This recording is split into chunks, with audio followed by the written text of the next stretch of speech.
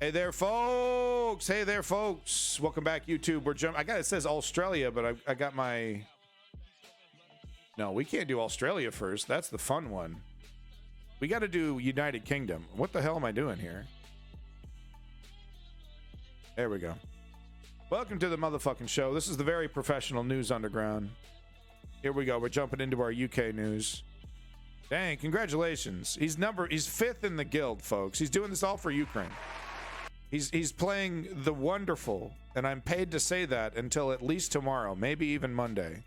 The wonderful Final Fantasy 15 War for EOS. And he's absolutely kicking butt. Congratulations. By the way, all proceeds from my sponsored streams go directly to charity. All right, so let's jump into it. We have some anti-monarchy demonstrators, and warning, you will hear harsh language at a protest. Oh, they don't protest like they used to. Back in the day, in my day, they used to protest nice and quiet and peaceful, and they were very polite. Oh, it's not suitable for all viewers. Viewer discretion is advised. They're saying, not my king. Oh, my heart. Oh, my God. Okay. Oh, I'm glad I had that trigger warning. All right, let's hold on. Let's get back to it. My mother is addicted. It's amazing. It's amazing, Davey. You've really done exactly what Square Enix has hoped you would do, and you've spread the good word about Final Fantasy 15 War for EOS. Not my king! Not my king! Not my king! Not my king! Not my king! Not my king! Not my king! Not my king! Not my king! Listen to the achievement of my ancestors! Not my king! Not my king! Not my king! Not my king! Not my king! They're doing this. They're booing the king. They're booing the king, guys. Ah, wow. What have we come to? What world do we live in? Oh, make it stop. No. No. Make it stop. You can shove your coronation, shove your coronation, shove your coronation up your ass. Oh! You can shove your coronation up your ass. And I think it's disappointing in this country where we are now. It's very modern, very forward-thinking, very inclusive country. We've still got this fascination for the monarchy who seem to think it's fair in this day and age. Cost of living crisis, people are struggling, really struggling to spend such an elaborate amount of money on a party, basically. It's absurd that in the 21st century, we, as like a leading nation in the world, still have a hereditary head of state. It's ludicrous. It's an affront to democracy. It's insane that that they still have so much power constitutionally compared to even other countries that have constitutional monarchies. We were here to uphold the simple democratic principle that Britain's head of state should be elected by the people and based on merit, not inherited and not without the consent of the public. It shouldn't. Look, if they're gonna be elected, just get rid of them. Then just get rid of the whole thing and get a president or something, because we can't have an elected official who gets up there and insists on doing nothing if they're going to emulate what's happening right now, because the royal family goes out of their way to do jack shit for, only peeking their head out when it's absolutely safe.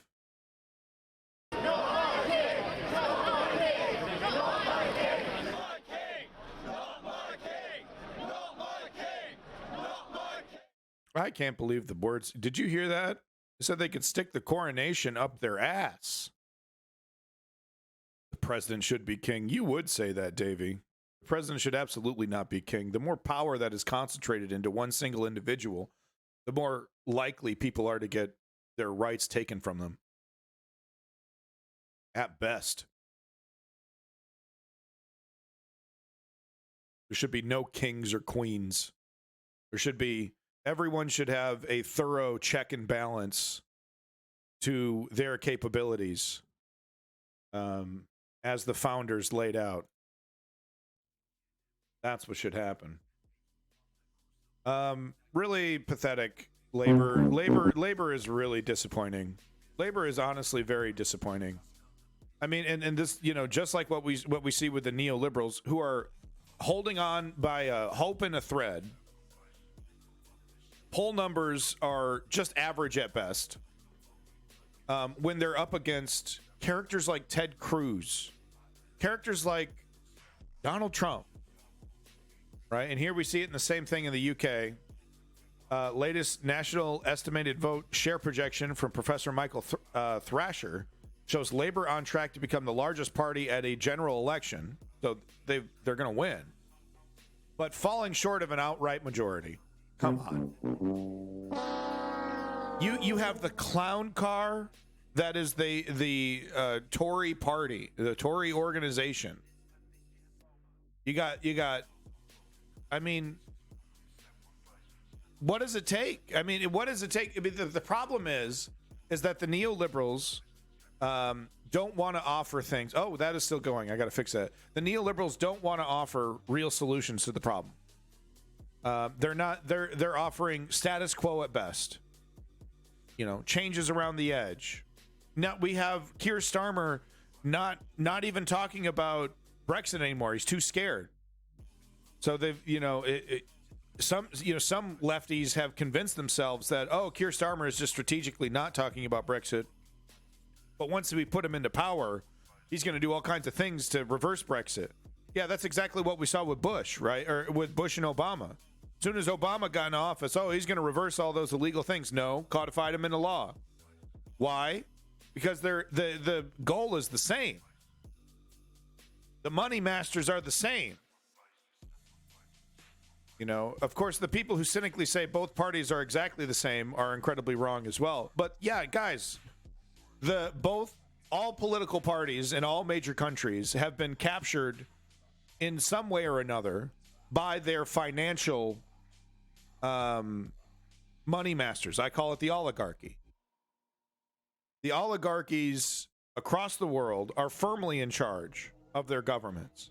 And yeah, no, they're not capable of just starting a war. Sure, they can't just, pull a trigger and do that.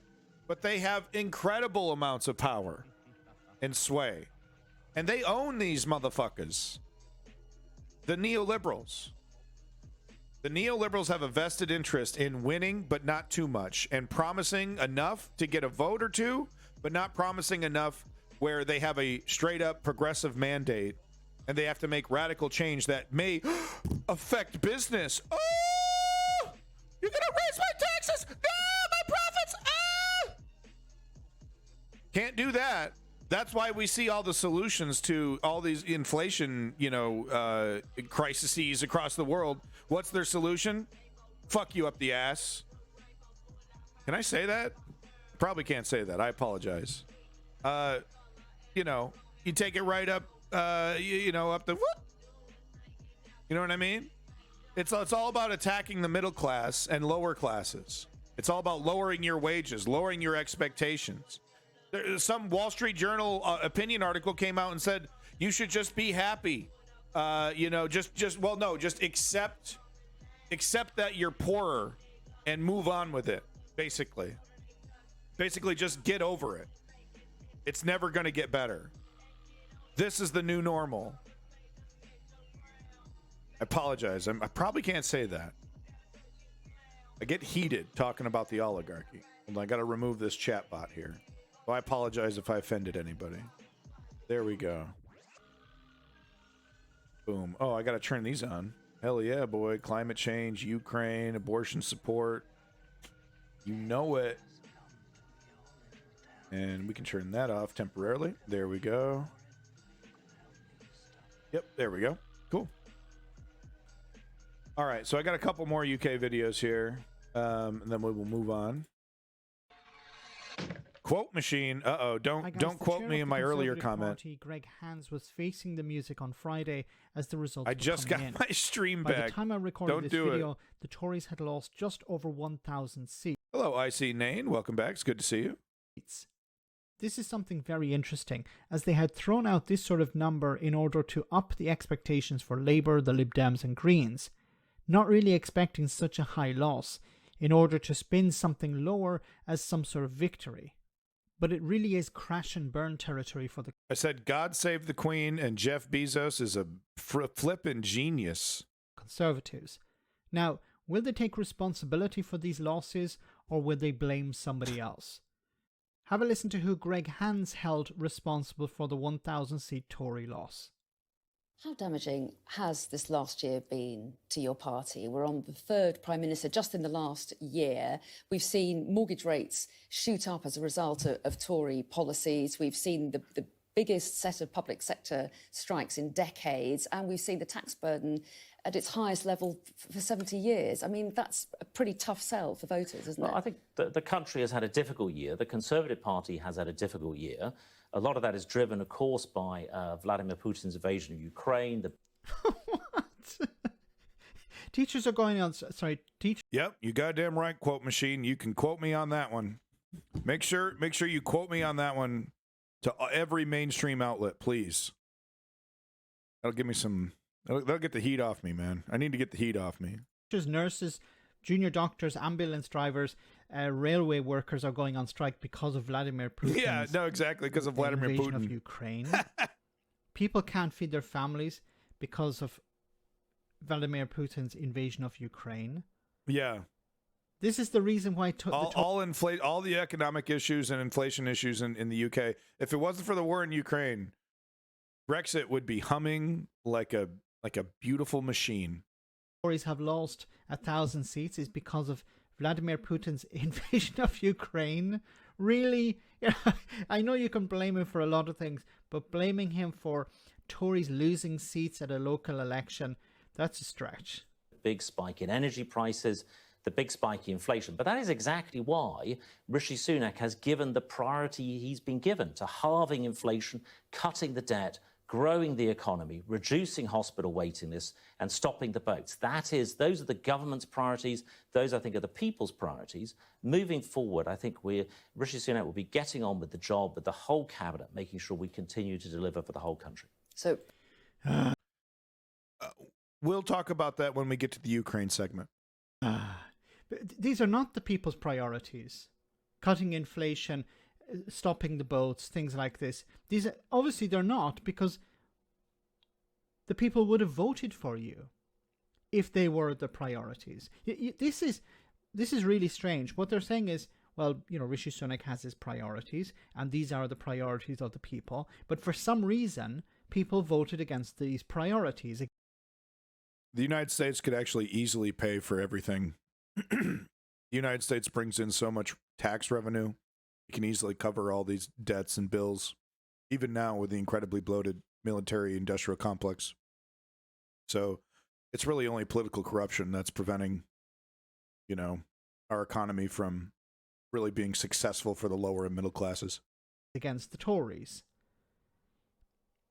Stopping the boats is something that is a priority maybe for racists and bigots, but the majority of people are not concerned about that. They're concerned about whether they can get an NHS appointment, whether they'll actually be able to get an ambulance. An ambulance will arrive when they call one. Whether they'll be able to pay the bills. Whether their mortgage will drive them out of their home. These are the things that people are concerned about. Not stopping the boats or halving inflation. It's ridiculous, and this is why they have been punished. Now, are you trying to say the current conflict, Ukraine versus Russia, is the United States' battle, i.e. that Ukraine is a puppet state of the United States? There is a way out of this for the Conservatives. It is to drop these headbanger policies, to move more to the centre. And if the Conservatives instead move more to the right and try to hoover up these UKIP or BNP or Reform UK supporters, those votes, they're going to lose even bigger. Because is the Ukraine government a puppet of the United States? That's the question. The public are concerned about bread and butter issues, cost of living, NHS, jobs. Exactly. These are the issues that are concerning to the general public, not stopping the boats or cutting inflation or cutting taxes. But of course, it's not the Tories' fault, it's Putin's fault. Let me know in the comment section, guys, what you think. As always, your comments are greatly appreciated. Thanks a lot. Yeah, well, we see this in the United States as well. Right-wingers will like literally use any issue now, a massacre, a war, a hurricane, whatever it is. They'll use that to their advantage. They'll try to spin it into an excuse for their failures or an excuse for their opponent's failures. It's just cynical politicking, and it's really shocking to me that the neoliberal left in either side, exactly, Kronos, the neoliberal left on the UK or the US are just, they don't see their own annihilation in what they're doing. They don't see how unsustainable what they're doing. But two, they can't even really put up a good, they're supposed to be like, fighting left and right and performing this theater. And they don't even really have their heart in it anymore. Like Keir Starmer's the best you can do. Keir Starmer's the best you can do, But anyway, here's the, big props, by the way, to Maximilian Robespierre on YouTube. Make sure you like and subscribe to that amazing commentator here, Maximilian Robespierre. Love his content. Love the whole vibe, man. The whole guillotine vibe. Love to see it. Go ahead and like and subscribe to Maximilian Robespierre. I know I do. There we go. So real quick to finish off our UK news here. Here's the Tories' reaction to. I mean, it was expected, but it was actually expected to be a lot worse than this. So it could have actually been a lot worse. They didn't get completely wiped out, which was what was expected. I mean, because you'd think after 3 prime ministers, a program so terrible it will affect your economy for decades to come. You literally did something historic. You literally removed your country from a single market, making your economy weaker in the process, while gaslighting everybody and telling everybody you're making big money. Like, I don't even know who you're making big money for anymore. It seems like Brexit is literally helping nobody.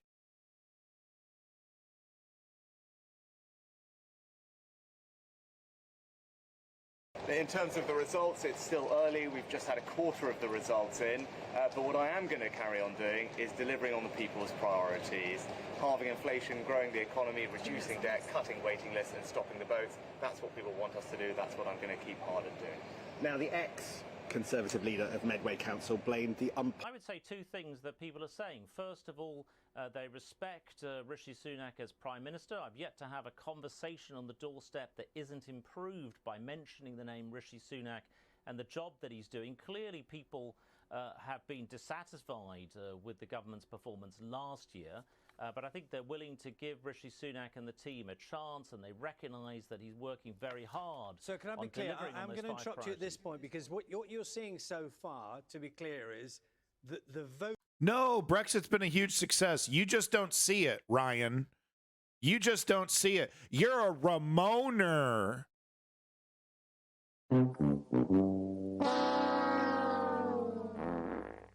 Quit Ramoning. If you would just stop your Ramoning, then maybe Brexit would work. You jerk. Voting you've seen thus far, and it's early days, is that there is a sense that people are giving Rishi Sunak a chance. Well, look, by voting against him. I don't understand the logic, because it sounds on the face of it as if you're completely ignoring the voting that's happened and saying, well, we're doing the right thing. No, they might have voted against us, but we're doing the right thing. It's been I mean, that is exactly what we're trying to say. The public clearly doesn't like the direction we're going in, but we're going to keep going. And in fact, we're going to double down before we lose power, because now we're lame ducks. Pretty terrible night for us here in Plymouth, I think. That's what they do in the US. There's a number of factors at play. I think locally it's been very difficult. The Conservative group here has been through a very difficult time. We've seen that reflected on the doors in the campaign, and we've seen that reflected in the results tonight, but we take it on the chin, and Yeah. we keep going forward. I think. It's really unbelievable that they haven't taken more on the chin. They weren't completely wiped out.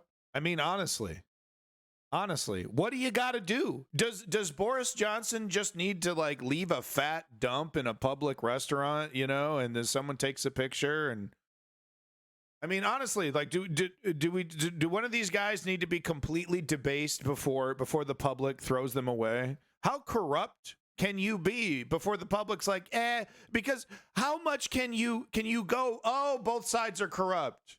Oh, they're so corrupt. Really? Labor Party didn't want Brexit. There's a clear difference. It's the same thing here in the United States. These nihilistic cynics. Oh, both sides. Anytime you talk about corruption, like, you can't talk about it. You can't, oh, yeah, well, both sides are corrupt, so, Yeah, we're talking about thieves, man. We're talking about foxes in the hen house, and you're like, what can you do? I want to keep my chickens. Does anyone understand what I'm talking about? There's really positive stuff happening at a national level, and we need to redouble our efforts and make sure that we continue to work hard for people here in Plymouth. Oh boy, that's embarrassing.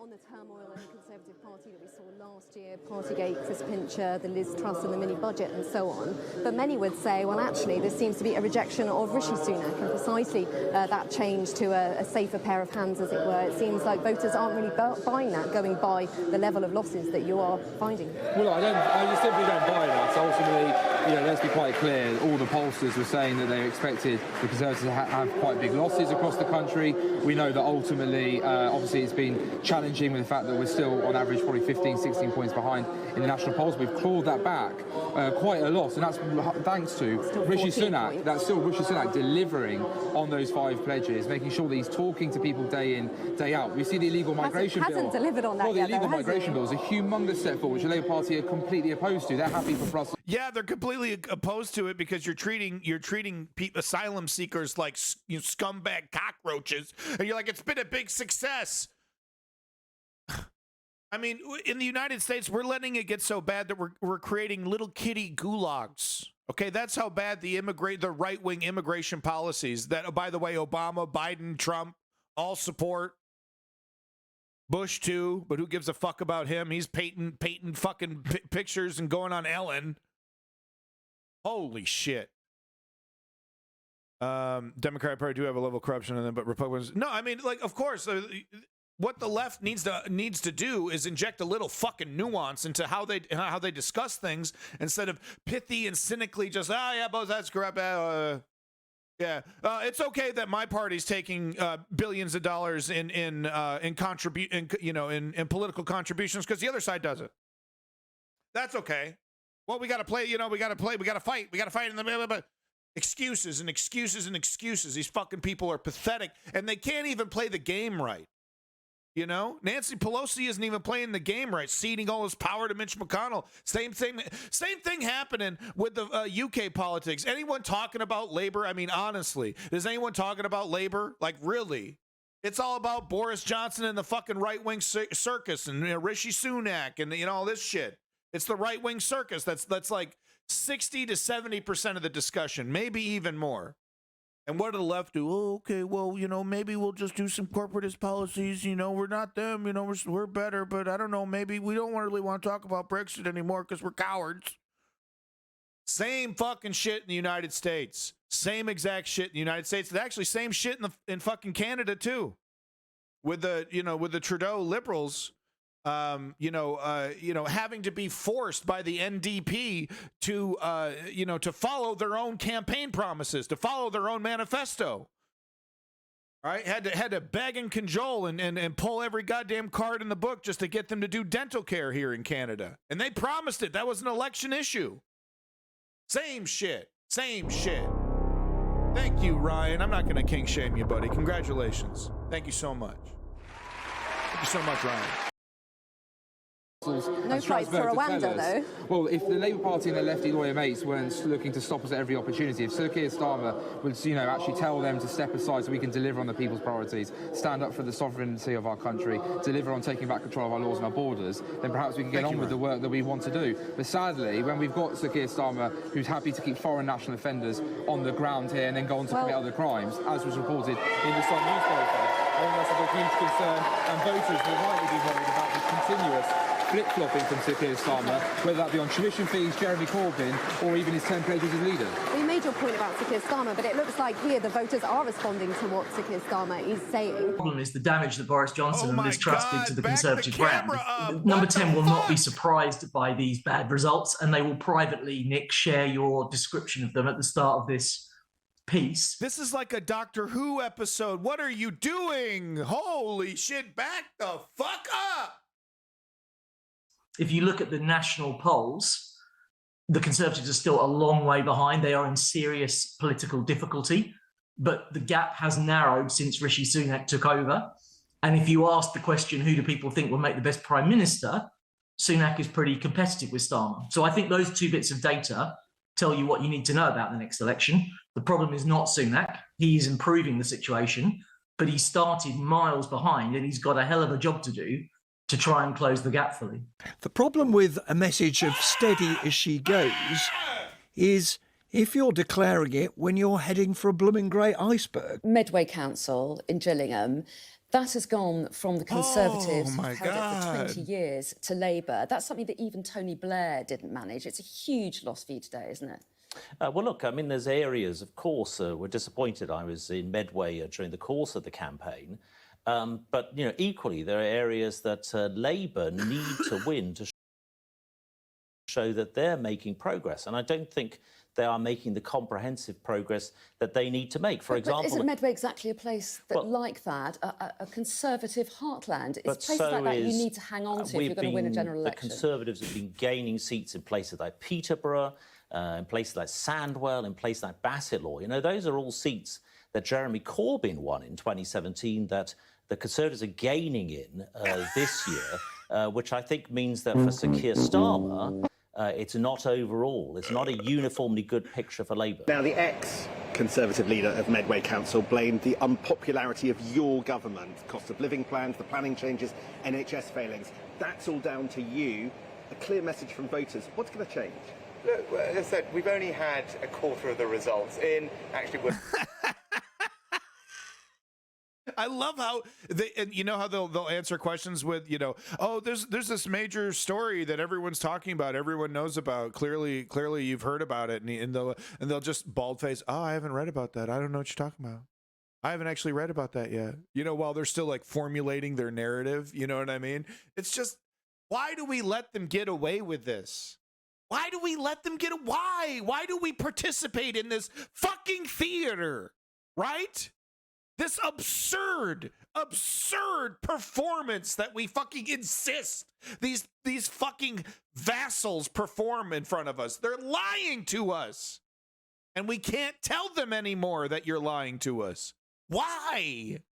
We're making progress in key election battlegrounds like Peterborough, Bassetlaw, Sandwell. But the message I am hearing from people tonight is that they want us to focus on their priorities and they want us to deliver for them. And that's about halving inflation, growing the economy, reducing debt, cutting waiting lists and stopping the boats. That's what people care about. That's what they want us to deliver. And that's what I and the government are going to work very hard to do. They just voted against your little fucking spiel, big guy. He knows it. He knows that, though. He's just a fucking robot, engaged talking point. If Labour were not ahead right now, you'd be really worried about what on earth was going on. Oh, absolutely. And saddos like me, the analysts, will say, look, and we will all believe 8% is not a clear margin for the Labour Party for all the reasons you've just identified. All of us, the analysts, were saying it has to be well over 10% Labour lead. And that's not expectation management. That was coming from people like myself, academics and others, who sadly sit and pore over these results week in, week out. And Labour knew they were on their way to lead it to elections in 1995, 96, because on the national equivalent vote share, they were leading by 15, 20%. In all the elections in the mid-90s. 8% is actually a relatively small lead. And although there's no question Labour and Liberal Democrats have done well so far, I expect them to do well for the rest of the day, those leads are not the sort that will guarantee general election victory. How damaging has this last year been? Basically saying it's not a mandate. We're going to continue to do what we want, and we're justified in doing that. You know, people are wishy-washy on Labor's message. You know, we feel like we still have enough of the country that we still have, you know, the ability to move forward with our terrible policies that's fucking everybody over. I don't even know who it's helping anymore. I mean, what massive billion-dollar corporation is benefiting from Brexit? You know what I mean? Who's raking it in for this? I don't think anybody is fucking raking it in from this, and I don't understand why they're money masters. And it's like, are you actually evil? You're not even making any money off this. You just want to see this whole thing burn, huh? It's just a personal thing. You're like, nah, we got to go our own way. Why? Why? The European Union, you know, wasn't perfect, but it wasn't, you know, it was working. People were able to participate in commerce in a way that, you know, they're clearly not able to anymore. Greetings from South Boston. It's your boy, Lenny, #1 financial contributor to the stream. Thank you so much, Lenny, for buying another mouse pad yesterday. Please do not buy anything else today, please. You're killing me, Lenny. You're killing me. I meant to set up the Patreon, but I overslept today. I will get the Patreon set up, I promise. Make sure everyone checks out Accidents Waiting to Happen on YouTube, the #1 YouTube channel in relation to really interesting safety-related discussions, you know, about corporate responsibility, right? We don't talk about corporate responsibility anymore, do we? No, corporation, you know, puts human lives in danger callously so that they can make a couple extra pennies. And, you know, we got, you know, it's fucking crickets out there. Where's my crickets? Where's my goddamn cricket? No, that's not a cricket. There they are. Crickets were behind the air horn. It's crickets, right? So we didn't talk about corporate responsibility anymore. So I really appreciate Lenny, you know, putting that conversation forward, because we need to have it. All right, let's finish this up. Move on. To your party. We're on the third Prime Minister just in the last year. We've seen mortgage rates shoot up as a result of Tory policies. We've seen buy me a coffee. Biggest set of public sector strikes in decades, and we've seen the tax burden at its highest level for 70 years. I mean, that's a pretty tough sell for voters, isn't it? I think the country has had a difficult year. Julia batshit Brewer can't get more right-wing than her. No, I mean, they're doubling, tripling, quadrupling down on why. That's what I'm asking, you know, like who is actually making any money now? It seems like they're just like childishly, no, I wasn't wrong. No, like you're not making any money off this. Like, we're not even making any money off this. Come on, man. Come on.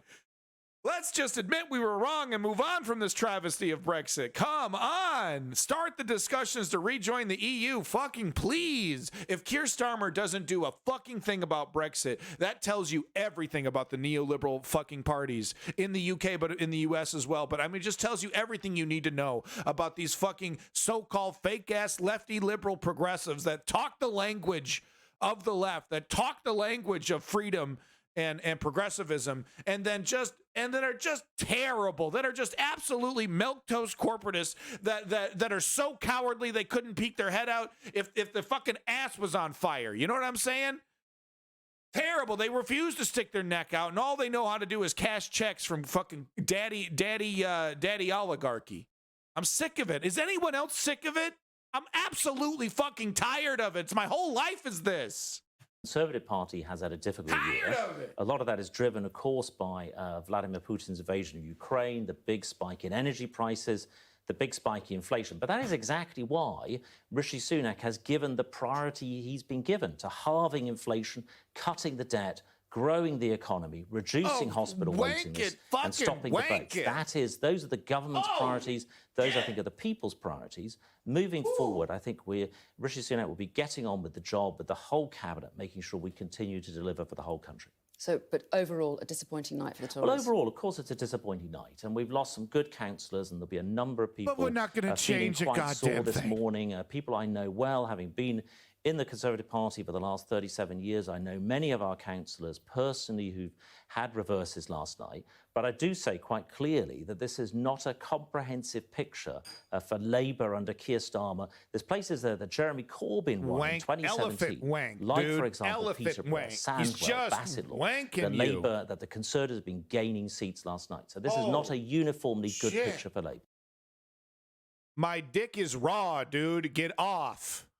Oh wait, I forgot to re-enable my really cool new feature that no one cares about, but I'm going to enable it anyway. I got a news ticker, folks. Yeah, boy. We're doing real news. Doing real news. If I just turn it on, doing real news. Yeah, this is a legitimate news organization. Anyway, thank you, YouTube. Have fun. Moving on to the next segment. Where's my record button? There it is.